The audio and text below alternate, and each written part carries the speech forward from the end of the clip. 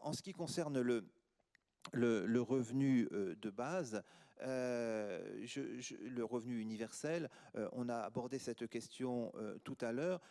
Il faut rappeler que ceux qui soutiennent cette proposition prennent en compte un des points sur lesquels j'ai insisté, à savoir la question de la stigmatisation. L'avantage d'un revenu universel, il faut le rappeler, c'est que ça permettrait d'éviter de se déclarer en situation de pauvreté pour obtenir des aides. C'est-à-dire qu'en termes de stigmatisation, comme tout le monde en bénéficie, ça constitue un socle de protection pour l'ensemble de la population et donc un socle que l'on peut effectivement considérer comme une garantie face aux aléas de la vie. Donc ça, c'est le premier élément et qui se justifie, je pense, Attends, je là Lokibou. aussi, tout à fait, parce que ça réduirait donc les coûts en termes de disqualification sociale et en termes de stigmatisation. Insupportable ce Cela dit, gosse. je suis moi aussi tout de même un peu sceptique et tout d'abord parce que dans les estimations que l'on a à chaque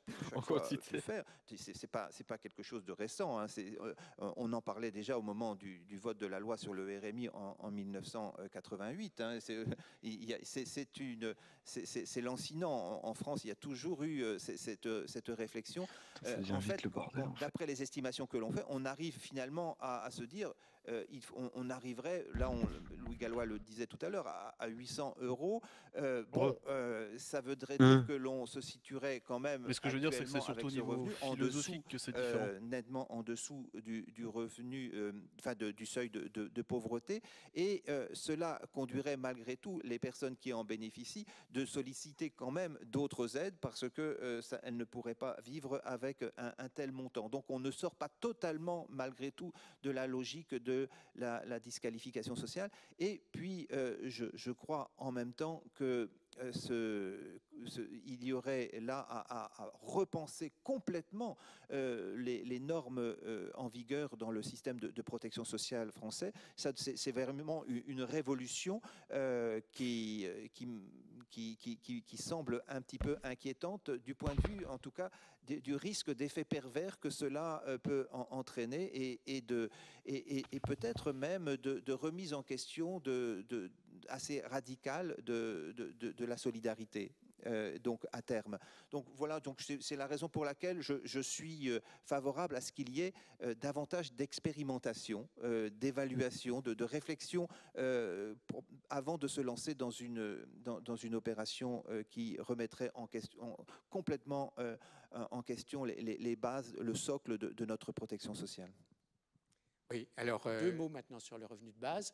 Je suis sceptique sur le revenu de base, un peu pour les raisons que Serge Pogam vient d'exprimer, mais ça va un peu au-delà aussi. Je suis sceptique pour une raison d'économiste, hein, je suis désolé, on ne se refait pas.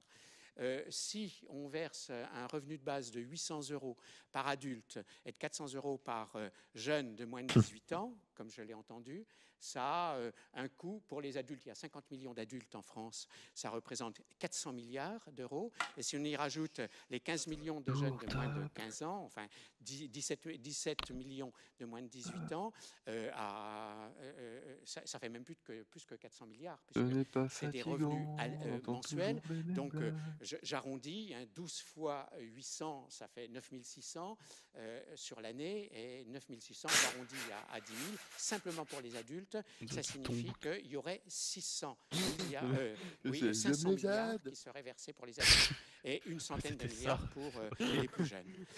Ça ne me paraît pas acceptable pour une raison très simple, c'est que nous serions soit amenés à augmenter dans des proportions très fortes l'impôt sur le revenu pour récupérer une partie de cette somme vis-à-vis de ceux qui n'en ont pas besoin. Je rappelle que l'impôt sur le revenu aujourd'hui c'est 70 milliards d'euros. Et donc récupérer, mettons 200 milliards sur les 3 derniers ou les 2 derniers dixièmes de la population qui manifestement n'ont pas besoin de ce soutien à leurs revenus, ça voudrait dire qu'on triplerait l'impôt sur le revenu pour récupérer ce qu'ils ont. On se détend le Z. C'est pas envisageable. Donc ce qui est envisageable, c'est uniquement des niveaux de revenus plus bas. Et des revenus plus bas, aujourd'hui, celui qui tient la corde, si j'ose dire, c'est le Liber. Oh, mis ça au point m'agace. par Marc de Basquiat, qui a fait une thèse sur ce sujet, Non, mais ça marche et pas là, j'ai un où il foutu fixe problème avec le niveau mes du revenu de matinées, bon base, sang, du merde. revenu d'existence, du revenu universel, peu importe, à 450 euros. Pas moi. Et pour financer ces 450 euros, Et non. que fait-il? Donc tout le monde, sauf pour les enfants qui sont rattachés à un de leurs parents qui recevrait moitié de la somme mensuelle destinée aux adultes, donc 225 euros. Ça représente quand même un coût de l'ordre de 350 milliards d'euros. C'est loin d'être négligeable, 350 milliards d'euros. Je vous rappelle que si vous enlevez l'assurance maladie, 350 l'ensemble de la protection sociale française, y compris la totalité des retraites, c'est 320 milliards. Il y a toujours un problème. Et donc, ça signifie qu'il faudrait, en compensation, enlever tout, non seulement les aides sociales, mais c'est rien du tout les aides sociales.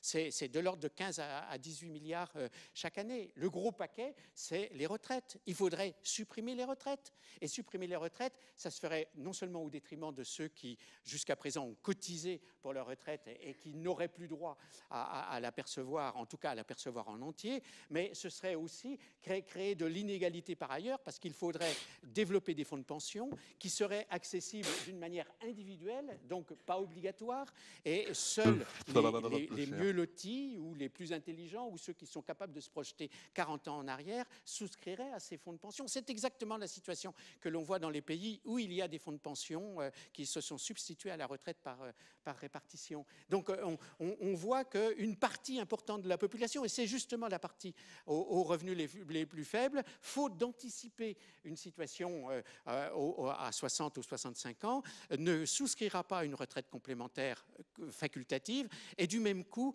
sera sa vie durant condamné à vivre de peu. 450 euros, c'est un peu moins que l'actuel RSA une fois qu'on a enlevé ce qu'on appelle le forfait logement, c'est-à-dire tous les gens qui ont droit à l'allocation logement ou qui sont logés gratuitement, hébergés par exemple, comme l'expliquait Louis Gallois, se voient retirer un forfait qui pour une personne seule, donc le RSA pour une personne seule c'est 520 euros, moins 65 euros de forfait logement, ça représente donc un reste de l'ordre de 460-465 euros.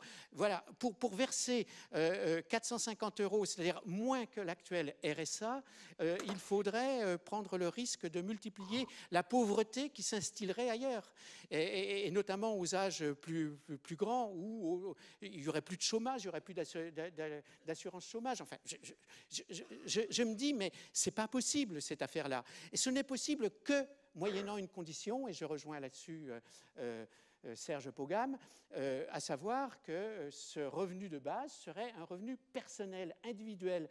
On ferait une croix sur ce qu'on appelle la familialisation en France. C'est-à-dire, aujourd'hui, l'impôt sur le revenu, par exemple, il est familialisé. Les allocations familiales sont familialisées. Elles dépendent à la fois du nombre, mais aussi de la situation sociale de la personne à laquelle on verse des prestations de ce type.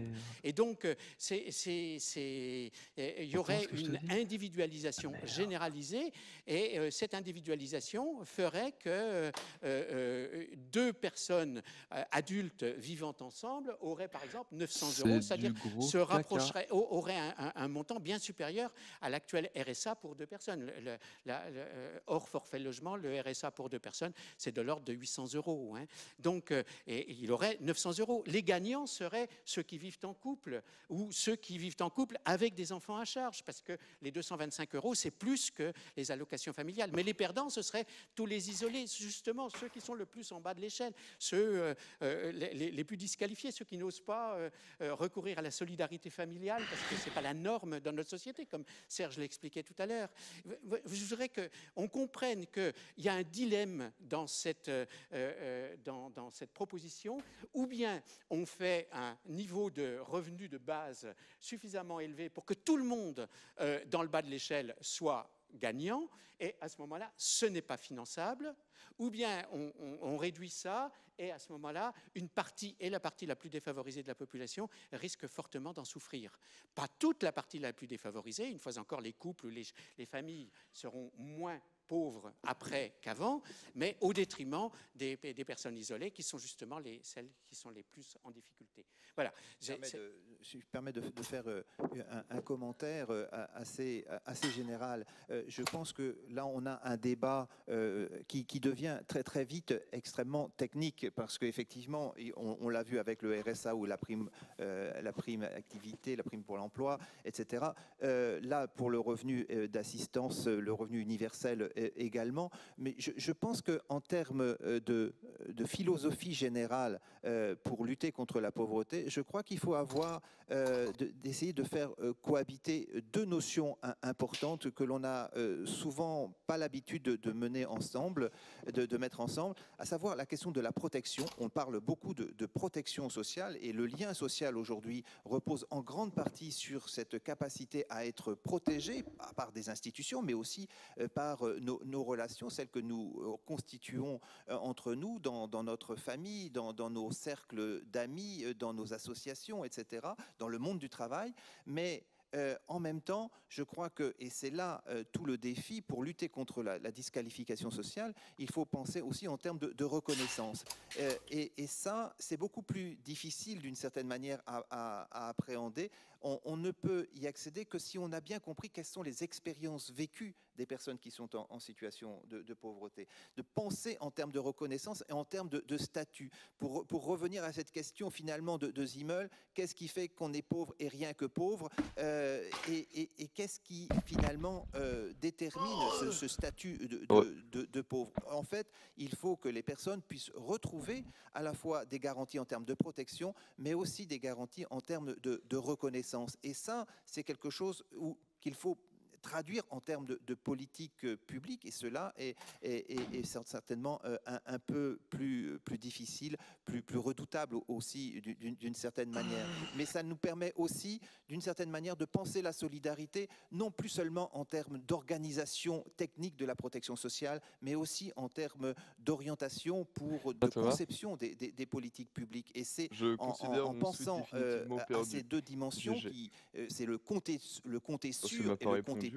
Compter sûr, c'est la protection. Compter pour, c'est la reconnaissance. Quand on prend en compte ces deux dimensions, on peut, je pense, élever le débat et penser en termes de solidarité pour défendre des grands programmes de solidarité au niveau national, pour devenir des associés solidaires, et cela donc en préservant pour chacun d'entre nous, et pas simplement pour les pauvres, mais pour chacun d'entre nous, comme tous les membres d'une société, des garanties en termes de protection et en termes de reconnaissance. Et c'est en tout cas le message que je crois qu'on doit retenir pour pouvoir éliminer la pauvreté.